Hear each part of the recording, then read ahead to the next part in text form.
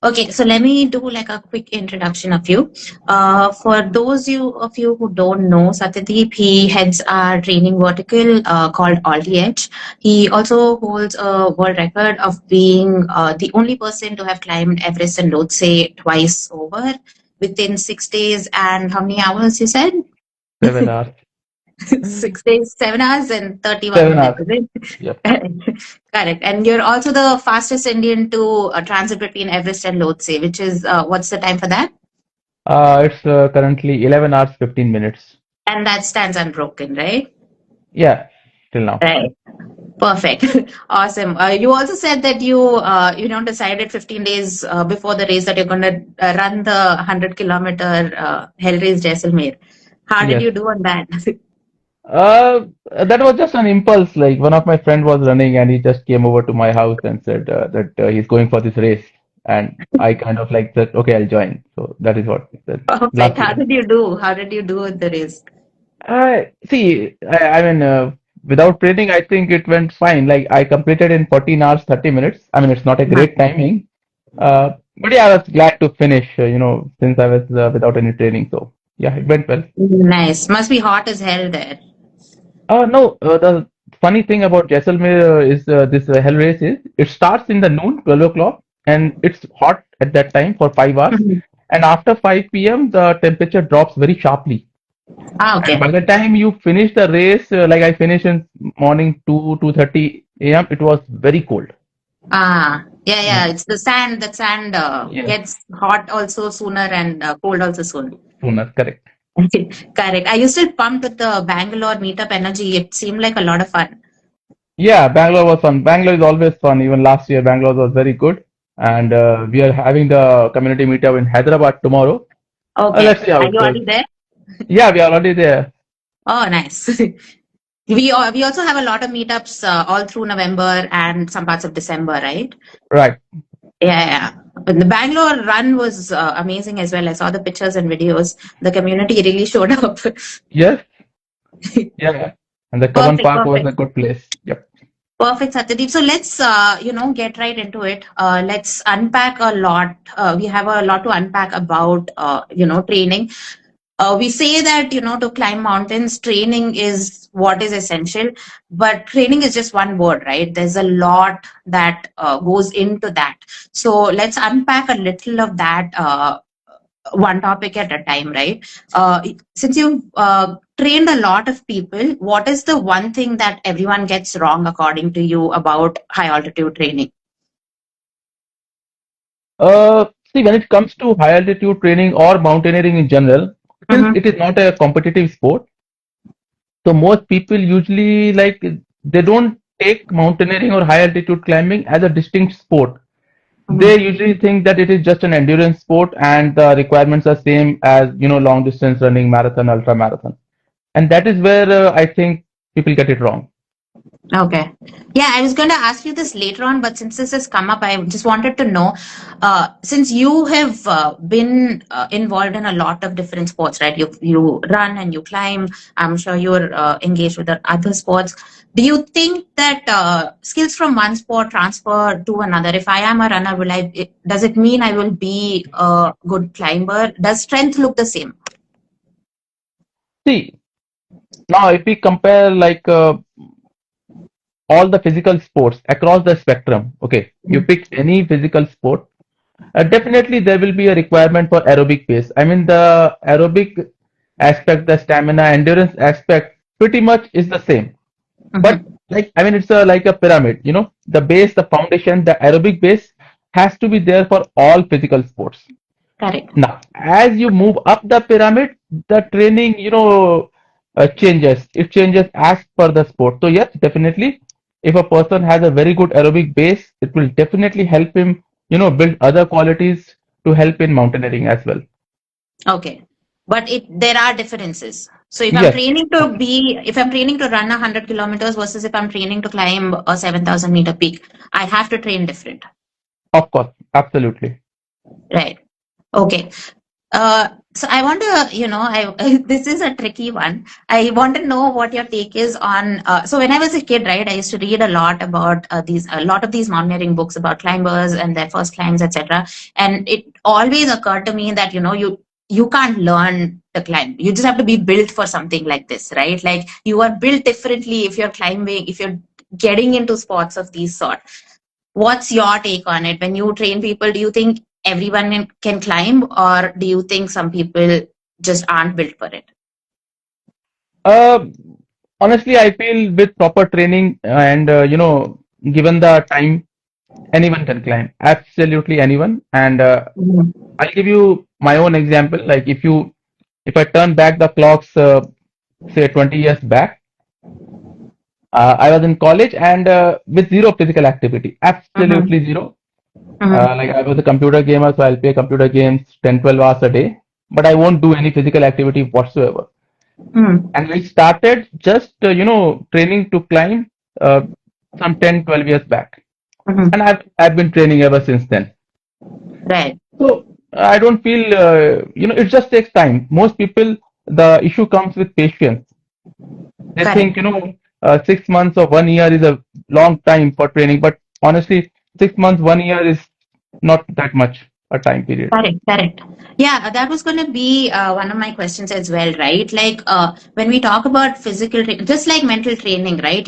It takes years for your neural pathways to reset, etc. Similarly, when you're training physically, it will take years for your body to sort of reset and adapt to what you're trying to accomplish. How much time do you think is enough time for you to reset your physiology in a way that climbing mountains is not a sufferfest? It's basically an enjoyable experience. See, now this is like this will vary from person to person. It's highly subjective, I would say, because Mhm. I have seen people uh, who have not climbed any mountains and they show up, with very less months of training and they perform good. Mhm. We'll talk about that later. And then other people who train for certain amount of time and then they perform better. Now, what's the distinction? Now, first distinction is the mental aspect. Mhm. See, see, now mind is supreme. There is no question about it. And when it comes to mountaineering or high altitude climbing, there is no stronger force than the mind. So Correct. if you have a very strong mind, yes, that gives you an edge. Now coming to the physical preparation, mind alone cannot carry you to the top. Absolutely. That's not possible. Okay. So how much time frame a person will take, that will depend on his present condition, time frame available per day to train, because it's Mhm. not, see, we are all, we have other jobs, everything. So you cannot train entire day. Correct. At max you can shell out what, 1, 2 hours to train, Correct. and then you have to recover as well apart from your job, right? Mhm.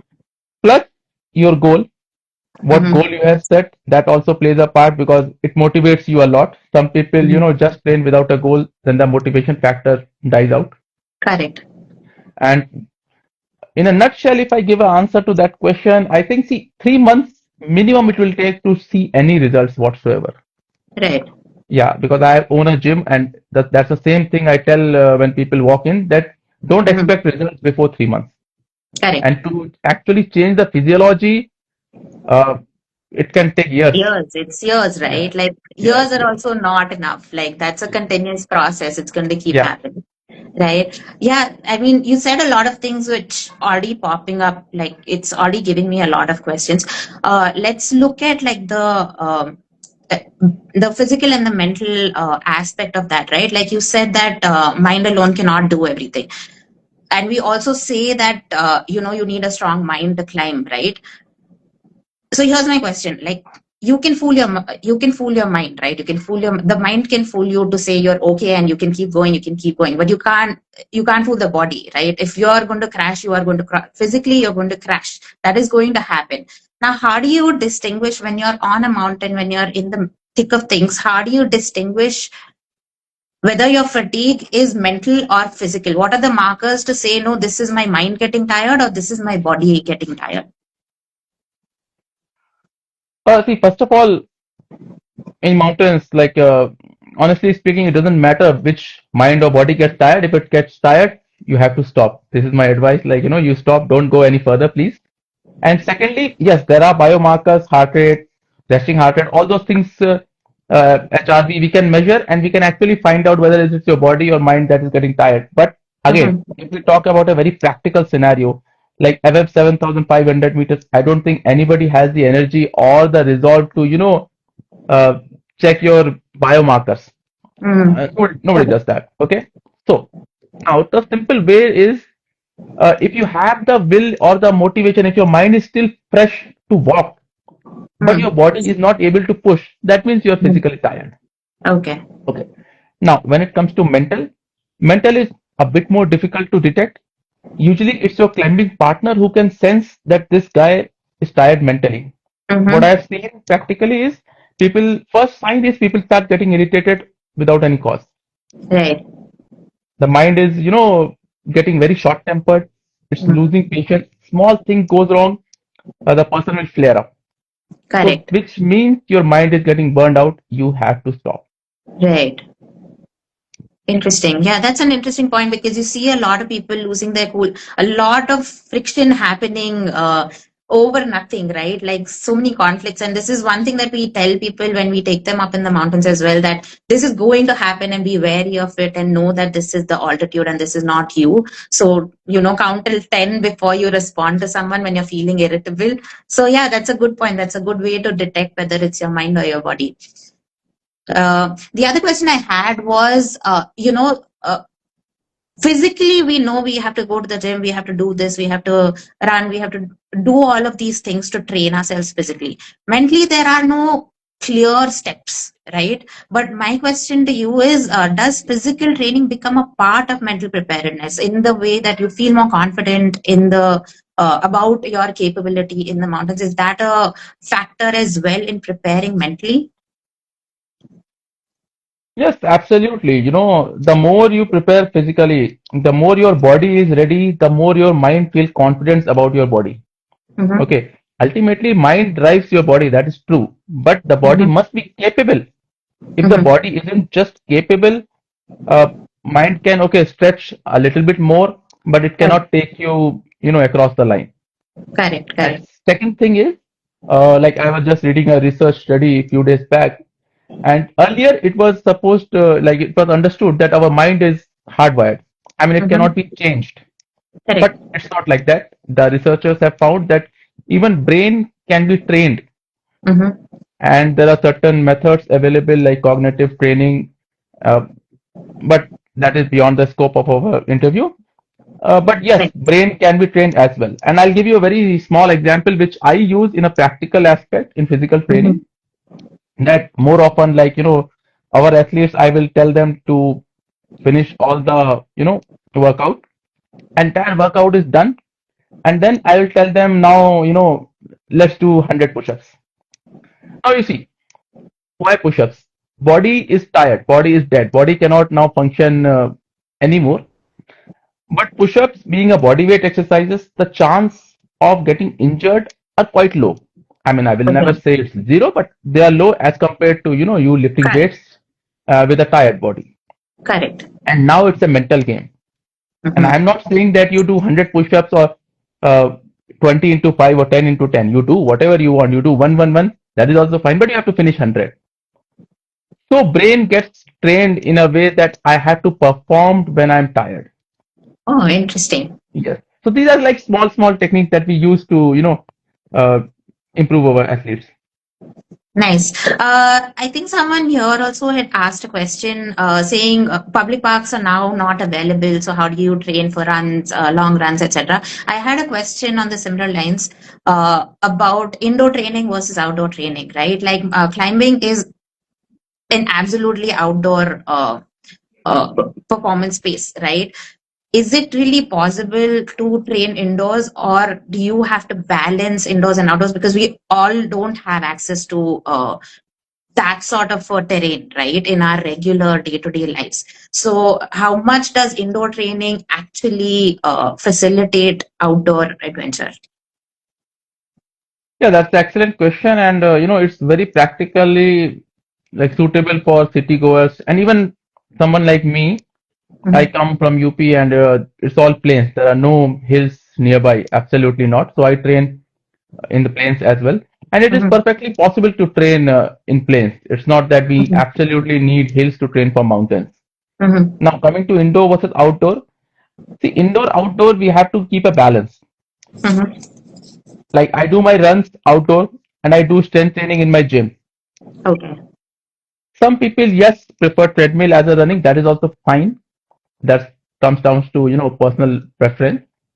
But yeah, you have to have both the aspects because to lift weights and lifting weights is important. I'm telling you, it's very, very important. At least in mountaineering, there's no Mhm. escape. Okay. So you have to do indoor training as well. And if there is a hill, then why not? But people before didn't have gyms, right? Like, but they did climb. Like, people have been Yes, climbing mountains for the last 100 years. So absolutely. how do you think that they didn't strength train, although their life was differently built and they did a lot of physical work. But do you think it's that important that you can't do without it? Because a lot of people do without it, right? No, you can do absolutely. Now, again, I'll tell you what's the constraint here. Suppose Mm-hmm. uh, we remove weights. Yes, you are right. People have trained in the past. They have climbed mountains in the past without training weights. In fact, even today, I can name excellent climbers who don't go to gym at all. Like, I mean, we can name Bharat as well. Bharat doesn't go to gym. He climbs as good as any. So the difference is how much time do they spend in mountains first thing. Mm-hmm. On an annual basis, uh, Bharat must be spending like what 200 250 days in mountains. Correct. So you see, year on year, if you spend 200 250 days, your body adapts. Your body changes by the virtue that you are staying there. Right. But that is not practical for everyone. Mm-hmm. So we cannot, go how many days we can spend outdoors. It's not practical. And second Right. thing, if you remove all the weights from the gym and everything, you can do body weight training perfectly fine. Mm-hmm. Again, time. That will take a lot of time and how many hours you can spend in a day. Mm-hmm. See, if you have say 5 6 hours, okay, you can do body weight training. Yes, I'm sure it should work. It has worked in the past. But how many people can do that? So you're saying that going to the gym will speed that process up. That's what you're saying. It's like we add a resistance to the muscle. See, muscle will improve when there is a resistance. Consider body like a, uh, like a machine. The Mm-hmm. more load you put on this machine will keep getting bigger. Right. Understand? The body is like that. Body adapts to everything that you throw at it. Correct. So weights are a very simple and very easy method to, provide resistance or provide some uh, negative resistance on it. And then Correct. it reacts. Then the body Mm-hmm. reacts and becomes stronger. Right. The other It thing can that become, I was thinking about was indoor helps with a lot of repetitive movement, right? Like you do a lot of repetitions of the same movement and strengthen that muscle, which is actually important in the mountains because it is very monotonous, like, one step after the other, after the other, after the other. So it is a lot of like, you also have to train your mind to just get into that monotonous rhythm and be good to keep going. So that's really how indoors also facilitates, was my thought. Do you well, have anything to say about that? I won't use the term monotonous. I will use the term meditative because for me, it's like the repetition is like meditative and not monotonous because I don't get bored with it. Mm-hmm. And yes, what you're saying is absolutely right because we do this with our athletes. Like personally, all TH, we have designed a 100 rep method. 100 Mm-hmm. rep method is basically one exercise, you will do 100 reps. Okay. It's 40 30 20 10. 40 30 20 10. 4 sets, so that equals 100 reps. And Okay. suppose I'm doing legs, for example. So I'll do 9 exercises, 100 reps each. Now that is Mm-hmm. 900 reps. Right. So that's a lot. And with resistance, like we are using weights as well. Okay. So that helps in mountains Right. because that is exactly what you will be doing there. Correct. Interesting. The other thing that I feel really conflicted about right now is the number of gadgets that are available to us, right? We are tracking everything from the smallest body shift to the biggest, right? Which is giving us a lot of data. but it's also making us very, very obsessive about that data. How do you think this gadgets availability of gadgets is changing the way we train, and do you think it's for the better or for worse? Again, sir, this is related to our previous discussion on time. See, Mhm. uh, I can give you an example. I remember, Bulgarian weightlifters Mhm. in a few decades back, they started a training method where they will train 8-10 hours a day doing same motion again and again. Like a Right, person is a weightlifter, sorry, will lift weights again and again and again. They will not perform any other exercise other than weightlifting. right. Okay. So again, the body will adapt so heavily that they used to win like anything. Mhm. Now, but again, we don't have that much time, right? Who has the time to train 6-8 hours? So now these gadgets, what these gadgets are doing is these are improving the efficiency of our training aspect. Hmm. Now, if somebody wants to go get better at running, you run. Like you Right. run 2 hours, 3 hours a day. And if you don't have injury, like if you can manage your injury, definitely you'll get better at running. But Mhm. if you want to, train in 1 hour period, then you need those gadgets. Then you need specific heart rate zones, Mhm. which will, improve your aerobic pace, or you are going for tempo run, or you are going for VO2 max run. Then you need specific heart rate zones. And that Mhm. will increase the efficiency of time, you know, Right, needed for training. right. So yes, definitely it can be done without the gadgets, but yes, gadgets, I will say technology is improving or really rather improving the efficiency of training. So it is for the better. Yes, I feel it's for the better. If used, everything up to extent is good. If you Correct. provide access, you get obsessive about it, that then starts playing with your brain. Yeah, there are so many jokes about, oh, I went for a run and then I forgot, after I stopped, I forgot to put off my garment and now I'm depressed. Yeah, So, yeah, all of that is also happening, but we just have to be a little bit more mindful of the intent and purpose of our workout in the first place, right? correct. So, yeah. I wanted to know, like, you train a lot of people, right? You've been practicing molding physiology with a lot of people for a couple of years now. What is the one thing that people get wrong, and like they think that this is something that, so for example, like in running, right, they say that as a beginner, like because I just started running as a beginner, I feel like to get better at running, I have to run more. But that's not how it is, right? It's much more complex than that. So, what is the equivalent of that in climbing? What do people believe is a myth, and but that has to be deconstructed? Mountaineering, mountaineering essentially, it's a combination of aerobic and anaerobic Mm-hmm. fitness. Okay. So most people I see where they get wrong or they lack is the anaerobic endurance.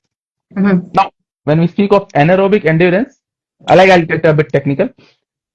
See, aerobic endurance is where your body is, using oxygen for all the energy requirements. It has all the oxygen. There is no lactic acid deposits in your muscle. Right. That is what aerobic endurance is. Now, pure anaerobic can be sustained for very short period of time because enough lactic acid, develops in the body like weightlifting, Mm-hmm. deadlift, those things. Now, mountaineering is somewhere very close to the edge of lactic threshold. Okay. Yeah, which is called anaerobic endurance. Mm-hmm. Now, this I find people don't train for and people lack. People are either good at aerobic or they are Mm-hmm. good at anaerobic. But the center Right. line, that is where mountaineering lies. And this Correct. has to be, this has to be trained in a proper method. Right. And you, what sort of training methods have you developed for getting to that Usually, balance? usually, as I said before, like 100 rep is one method, and we reduce the weight and we increase the reps. Like we Mm-hmm. reduce the weight so that we don't cross over to the anaerobic zone where we have to stop, but Mm-hmm. it's not aerobic also. If we go more deep, it's like training your fast twitch fibers, Mm-hmm. which are fatigue resistance, like type Okay. 2A. Mm-hmm. I mean, there are slow twitch and fast twitch fibers. Fast twitch have two. A and B. So the B is purely anaerobic. Okay. That is for power lifters, weight lifters. For us, it's 2A that needs to be trained.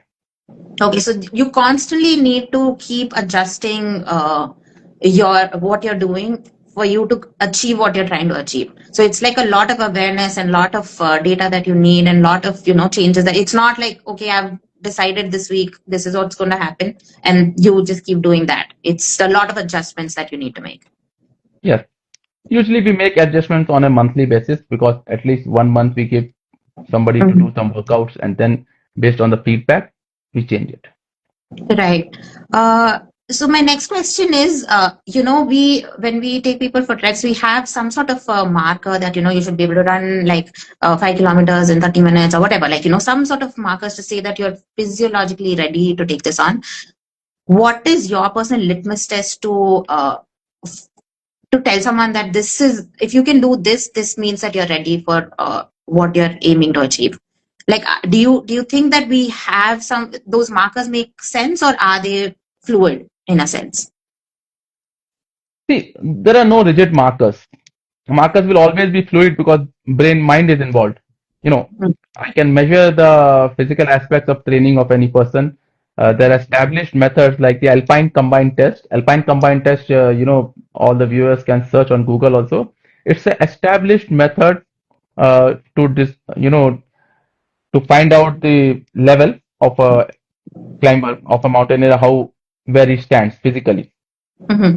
But Okay, but you cannot measure the mental aspects, right? correct, So again, the when mind comes in, then you cannot quantify it. correct. Yeah, It's a but very personal measure, and you'll only yes, know when you put it to test, right? I'm not going to sit here and correct. know if I can do it or not until I go into a mountain and Yes. test it out. However, having said that, if I am training an athlete, by my experience or by seeing his workout sessions day on, yes, I get an idea that Hmm. where he stands. But then that idea can be totally wrong as well because mind again Absolutely. at that moment how his mind reacts, only he can tell. Yeah, it's not a constant state of being. It keeps shifting constantly. Yes. So someone's asking, do you think it's a good or a bad idea to live stream your climb through satellite when you're climbing Everest? It's a good idea if it's possible. I don't mind, but I don't know how technologically how Yeah, to it's do a it. very personal thing. I mean, Why not?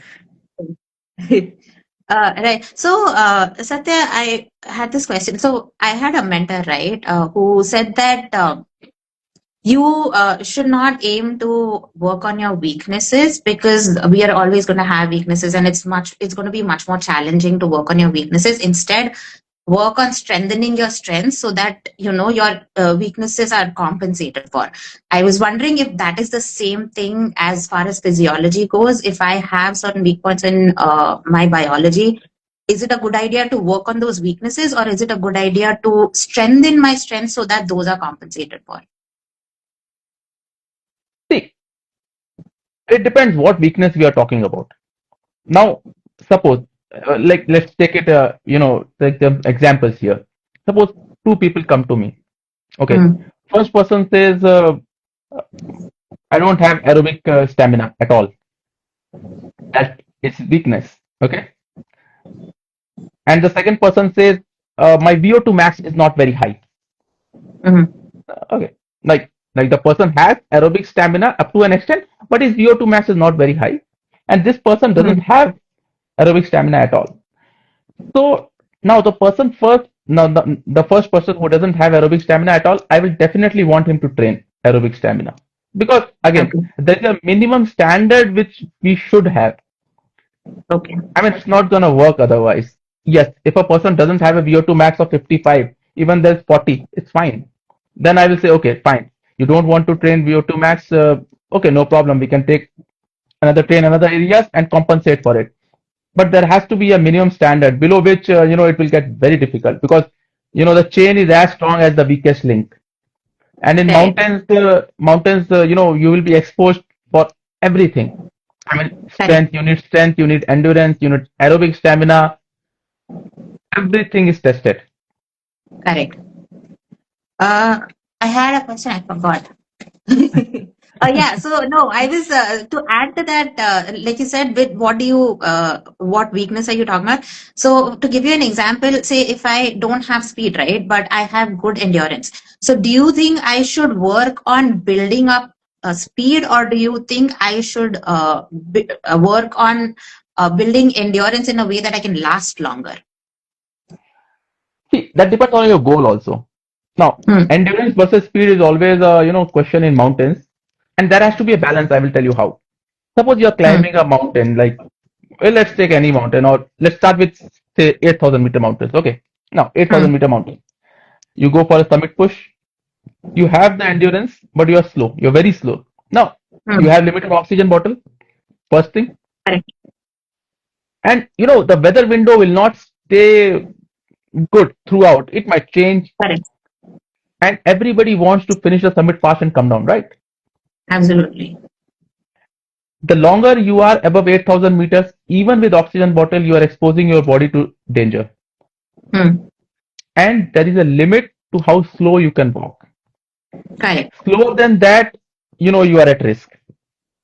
So even though Right. you have the endurance, but the exposure to body, the elements, the negative temperature, the lack of oxygen, it will just impact you way too much. Correct. So you So you cannot be do need very certain slow level of speed, and then yeah, endurance. You cannot be like, because cannot everything is drop. not in your control. Correct. Yeah, it's not. So you cannot drop the Hmm. speed way too much also. I mean, everything has a place. Even endurance has a place, and so does speed. Hmm. There's someone who's asking if you enjoy climbing mountains but don't particularly enjoy running. What can substitute that? See, running basically is a cardio exercise. It improves your cardiovascular capacity. There are other Hmm. cardios available. There is rowing machine, there is cycling, stairmaster. There are other substitutes. Running, I find, is better among those, but then some people just don't like running. They can always substitute with other cardios as well. Okay, so running is not an essential to train See, for mountains. nothing is essential as such. There is no one thing that, if a Right person thing or cannot wrong. run, a person has climbed, Everest without legs. Right. They Right. have.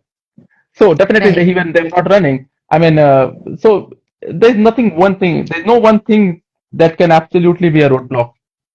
Yeah, you can tailor make your own Yes, training schedule based yes, on what why you not? enjoy and what your body adapts to well, right? Yes. Yeah.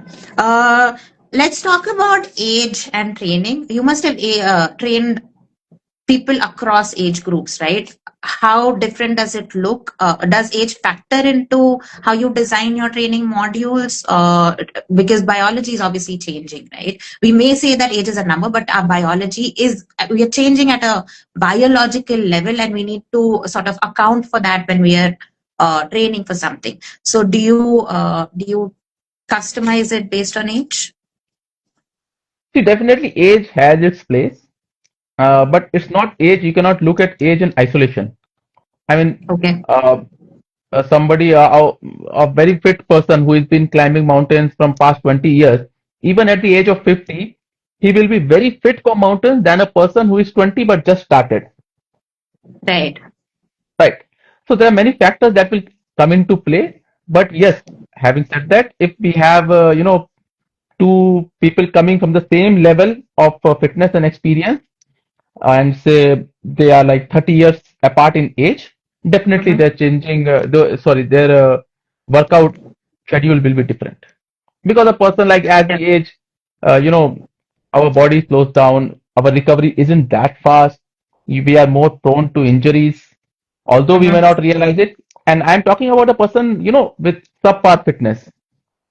Correct. We have like, person in 50s, 60s, even 70s, they are excellently fit.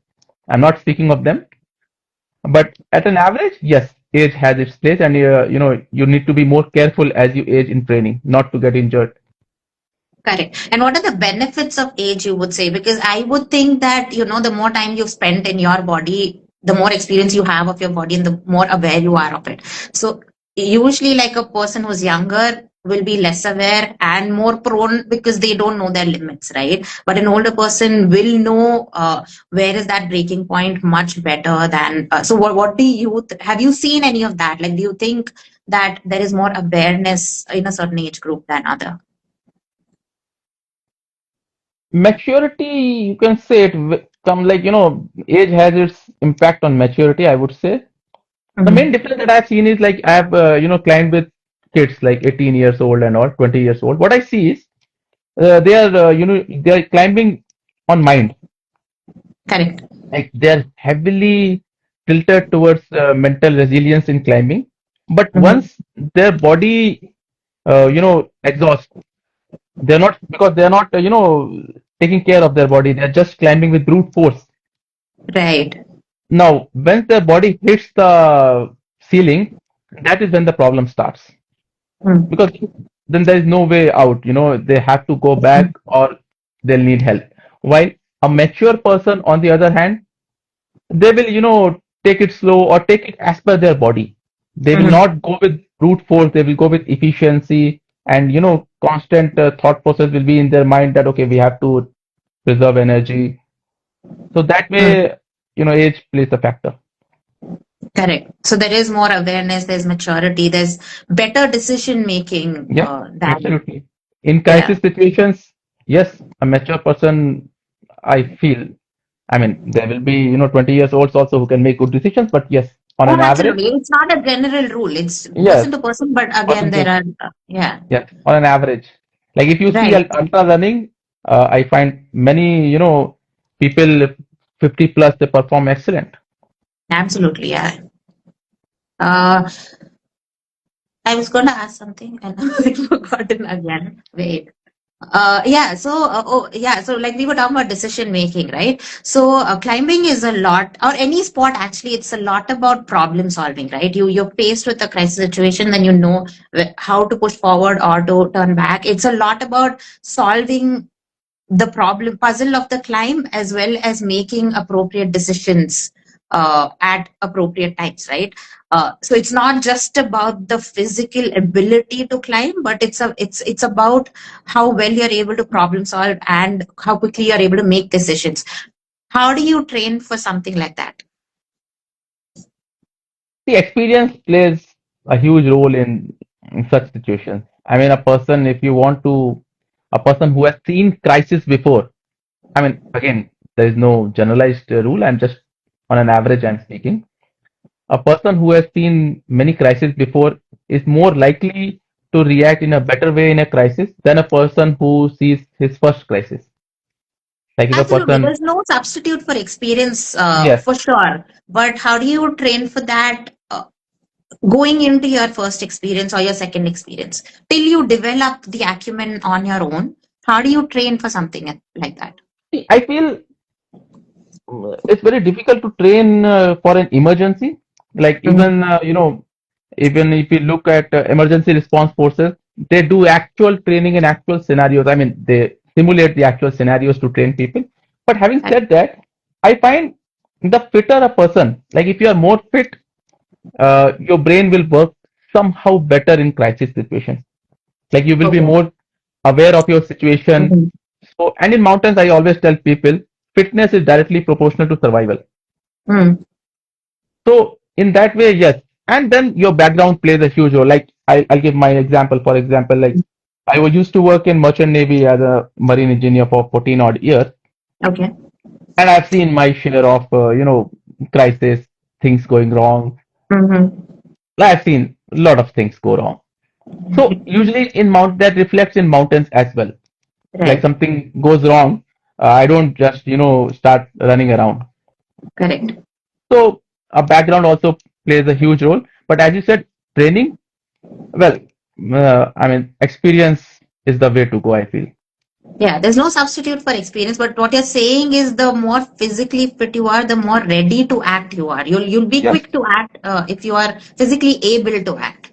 yes. Actually, what happens is as we get tired, as our brain gets tired, no, decision making shifts towards emotional rather than logical.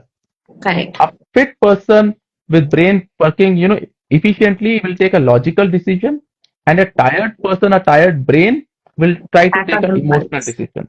Yeah. Hmm. So there's a difference. Yeah, that's an interesting point. I didn't think of it that way.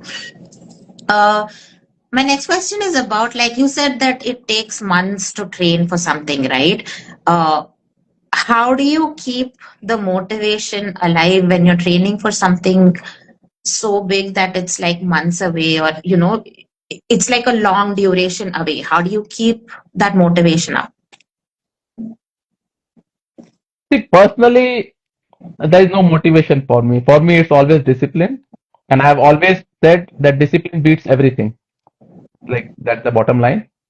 Uh, there's no motivation. I'll chalk out a plan and I'll do it. That's it. There's no like the emotion factor somehow I For can, you, it doesn't remove factor it. in at all. No. But for the people you train, do you see that that's fluctuating, or for them it's Yes. constant as well? Yes. It fluctuates a lot. And therein comes my role as a coach because we are very open to our athletes and they keep, they can always text us anytime. They can call us. And that is what the support is. It's not just a physical training that we provide, the mental aspect. You have You to know, mentally support as well. yes. And the second aspect is, sometimes things go wrong. No matter how good you have trained, sometimes the summit doesn't happen. Some odd thing will happen. And after the failure, that coping up with that is again our job. Yeah, no. Yeah, because Yeah, I have to make understand the athlete that, you cannot succeed all the time. It's not possible. Nobody yeah, can. yeah. Yeah, and you have to help them deal with the failure so that they don't give up for the next time. They have to Yes, keep the motivation factor comes in there as well. yes, Correct. Uh, how do you, balance between training and rest? Because recovery is just as important as working out, right? Working your muscles is important, but also resting your muscles so that they recover is equally important. When you're training for a big goal, right? Say an 8,000-meter peak, you want to work as much as you can so that you feel that you're more ready to take that on. So in that scenario, how is it that you balance factor in recovery time in that? yes. You see, like body has a limit to at what pace it can improve.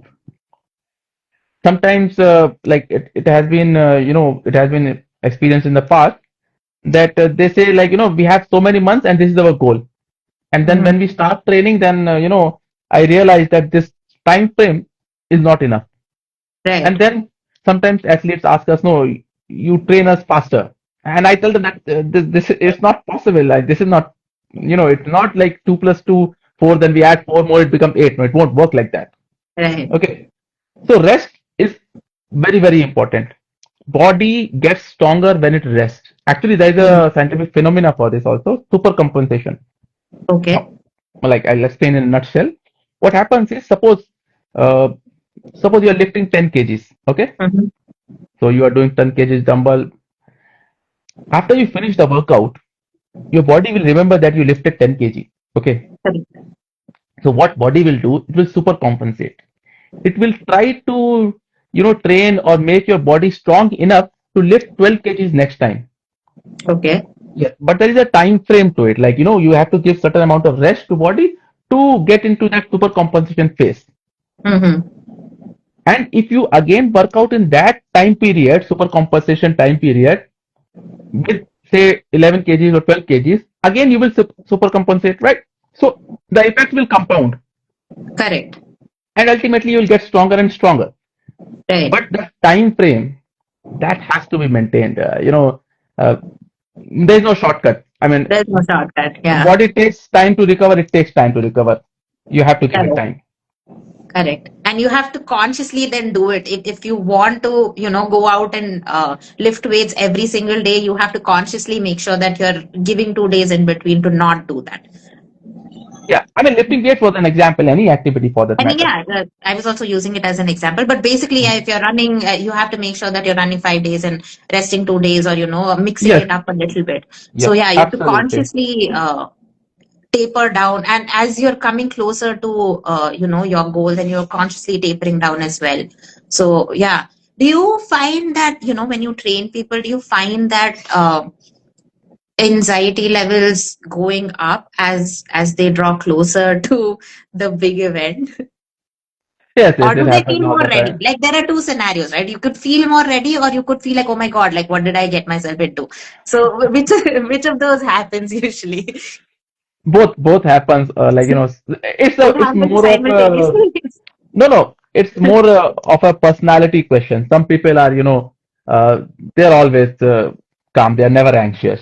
Even the hell Hmm. breaks loose, they are still calm. Yeah, And some people feel the anxiety. Uh, so it depends person to person. I've seen right. both. So connected to that, Satya, I wanted to know, you've done like pretty crazy things, right? I mean, not everybody goes and climbs two mountains twice just because, right? Uh, and you've trained a lot of people to do crazy things as well. I wanted to know from you, what scares you? What is your fear? Like, what makes you say, oh, this I'm not getting myself into? Uh, See, in mountains, if we speak in mountains, uh, getting injured, any kind Not of mountains. injury. I just mean like generally in life. Like what is that you're scared of? Mountains, I See, know you're not scared general, of anything. Injury, no, any no, no. athlete is scared of. Yeah. Mountains injuries scare me a lot, so I'll leave the summit any day for even a smallest of injuries. I will not have that small injury also, even if it's my biggest summit also. I will leave it like without That's any pretty second prudent. thoughts. Have you Yeah. done that ever? Like, what has been your experience? Have you Yes. forego a summit Yes. there? I, Where was that? I've done that. We are climbing Annapurna, and Mm-hmm. Annapurna was my first 8,000 meters. Mm-hmm. So somehow, somehow some random idea came to my mind. I went to summit push without using bottled oxygen. So Okay. I was climbing without oxygen, climbing, and then at around 7,600 meters roughly, I came to a point where started slowing down. Okay. Because today I feel it was more of a lack of experience. I didn't have the experience that time to go and Correct. doing something like that. I shouldn't have done it. It was a wrong decision. Mm-hmm. And then I decided, no, Satya, it might work, but then I might end up in some kind of injuries. Mm-hmm. So I let it go and I came back. Oh, Yep. nice. That takes more strength than actually pushing forward, right? Sometimes it takes more strength to say no. Uh, yeah. Personally, I'm not emotionally attached ever to summit. So for me, it's okay. I'll come back next time. Nice. So yeah, coming back to your fear. Yes. Yeah. Fear. See, I think I fear living in four walls. Mm-hmm. I feel that is my biggest fear. I cannot if you give me a 9 to 5 job, probably I'll be the worst person to do it. Mm. There's nothing. Yeah, I fear that kind of a life where I cannot Fear being go bound. outside. Yeah, Mm. when I'm being bound, I cannot go. It's not mountains. I Right. don't mind Just going animal. out, but I can. I have the urge to be mobile. Correct. Yeah. Nice. So like you were talking about, making prudent decisions and you not being ready for Annapurna, it was a wrong decision, right? Have you ever had to tell anybody that you're training that, it's not the right time for you? Or, if they're really hell-bent on, "Oh, no, I want to do Everest in 2026, you feel as a trainer and a mentor that that's not a good timeline for you. Have you ever had to have those sort of conversations and how do you handle that? Yeah. Sadly, I have had few conversations like that. Mm. In that aspect, see, I'm not very diplomatic. I don't. I don't know how to speak, with sugar coated words and all. So I'll tell the person Very straight direct. away, but I'll tell them uh, with a solution as well. Okay. I'll tell them that you need more time. It's not that you are not capable. It's just you are not Right. ready today. Correct. Give it more time, and you will be ready for sure. So that is how I break it. I just always break it with a solution. Okay. Yeah. Interesting. So Satya, if anyone wants to train with you or Edge, how do we approach you, or what does that look like? Altogether, we have our website. You can always, contact us through a website, Instagram, Mhm. social media nowadays. It's very simple. And Okay. we have a proprietary Alti-Edge readiness test. This we have devised especially for mountaineers, climbers to assess their physical standards Okay. today, Mm-hmm. from where we can build it up. So we ask our athletes to fill it up. We get an Baseline. idea where To the create a yeah baseline. baseline, because see, without a baseline, Correct. it's not practical to train anybody. Correct. And once we have the baseline established, we give them a very short workout of say 1 week, just to Mm-hmm. assess their fitness, where they actually stand. And Mm-hmm. after that, the actual training starts. Right. And do you do it in a physical space, or anybody from anywhere can access this? See, we prefer a gym. Okay. It should not it like it can be any normal gym, not a very fancy gym or anything. But yes, we need a training place. But most of our athletes they travel a lot, so we customize it as per the equipments or facilities available. That can Okay. always be achieved. As I said, it's just we can train without any equipment as well. Okay. So I don't need to invest in anything in order for me to Oh, train. there are a lot. There are like today India, every 100 meters there is a gym. Yeah. Any basic gym will do. Right. Correct.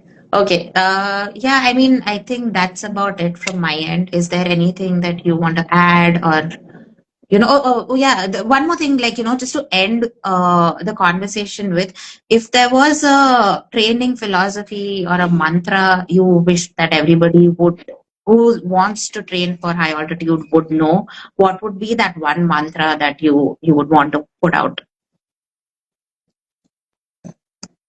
See, not only for high altitude, this I would say for any kind of training, like or life in general also. It takes time, and there is no shortcut to it. It will take time, and it will take time. I mean, you cannot. There's no point trying to speed it up. It won't Correct. happen. Correct. You'll injure yourself, but it won't happen. Yeah. You can't make it fast paced. Everything has a time, and you need to give it that time. Yes. Right. There is a question which says, where can we find Satya? I don't know, like physically, or I don't know. Physically, right now he's in Hyderabad, but where else can we find you? You can find him on Instagram. Where else can we find you? Yeah. Social media, the way to go. Please plug all his links inside for sure. So I'll add that to the caption when yeah, I think you're tagged on most of it as well. And the account that Satya is logged in from is the AltiEdge account. So you can always go there and check out the training modules, etc., and what goes down there. Yeah, like this has been super, super, super informative and very interesting. I think of physiology as not dry anymore. It's, a lot that it, it's a lot to absorb. It's a lot of like technical information that you've given us, and it's going to take me like some time to research some of that and like process that. But it's been really, really interesting and a very enlightening. This is it from my end. I don't know if I missed any questions. Keep adding in such sessions. It was informative, maybe real time stories or summits. Yeah, maybe we can have you every week. We have a lot of questions and you have a lot of answers. So we'll just get you back every week. There's a lot of stories we have. Yeah, for that as well. So yeah, that's it from my side, Satya. Is there anything that you ending thoughts, or just something that you want to share? No, I think it was pretty good. You have covered everything. Oh And yeah, if you want to meet Satya, you can meet him in Hyderabad this weekend, Delhi next next weekend, weekend. Then where are we going? Mumbai, Pune and Mumbai, and Mumbai. the Mumbai and weekend next. Pune on 29th and 30th. So yeah, Yes, he's traveling all over. So find your city and catch him there. He'll be happy to answer your questions in person. So sure, yeah. sure, sure. Yeah. Awesome, Satya. This is super. Okay. Have fun in Hyderabad. Tell me all about it. Yep, yep. We're Yeah. eating biryanis in Hyderabad. Awesome. Okay. Perfect. Okay. See Okay. you. Yeah. Thank you. Thank Bye. you. Bye bye. Bye. Bye bye.